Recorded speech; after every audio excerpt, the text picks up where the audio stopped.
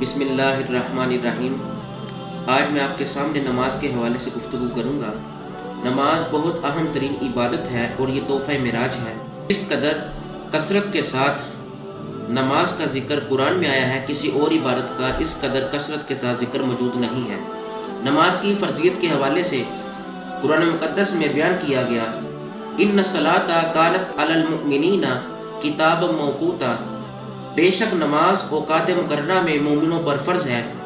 حضرت عبداللہ بن مسعود رضی اللہ تعالیٰ عنہ ارشاد فرماتے ہیں کہ میں نے کبھی بھی رسول کائنات صلی اللہ تعالیٰ علیہ وسلم کو کسی غیر وقت میں نماز ادا کرتے نہیں دیکھا، بلکہ سرکار وقت مقررہ میں ہی نماز ادا فرماتے تھے۔ ظہر کے وقت میں ظہر، عصر کے وقت میں عصر ادا فرماتے تھے، سوائے مزدلفہ کے میدان میں۔ حضرت عبداللہ بن عمر رضی اللہ تعالیٰ عنہما ارشاد فرماتے ہیں کہ رسول کائنات صلی اللہ تعالیٰ علیہ وسلم نے ارشاد فرمایا، بنی الاسلام علی خمس شہادہ ان لا الہ الا اللہ وان محمدًا عبدہ ورسولہ واقام الصلاۃ وایتاء الزکاۃ والحج وصوم رمضان، کہ اسلام کی بنیاد 5 چیزوں پر ہے۔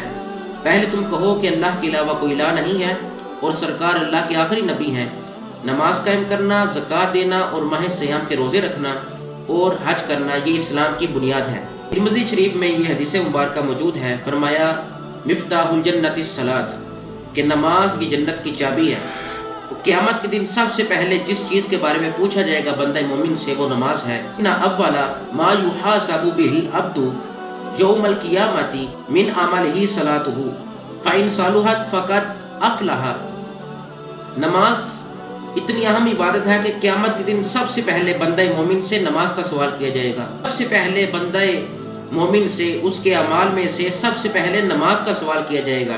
اگر اس کی نماز ٹھیک ہوگی تو وہ فلاح پا جائے گا، کامیاب ہو جائے گا، اور اگر اس کی نماز درست نہ ہوئی تو وہ ناکام ہو جائے گا۔ تو رب ذوالجلال ہمیں نماز پنجگانہ ادا کرنے کی توفیق عطا فرمائے۔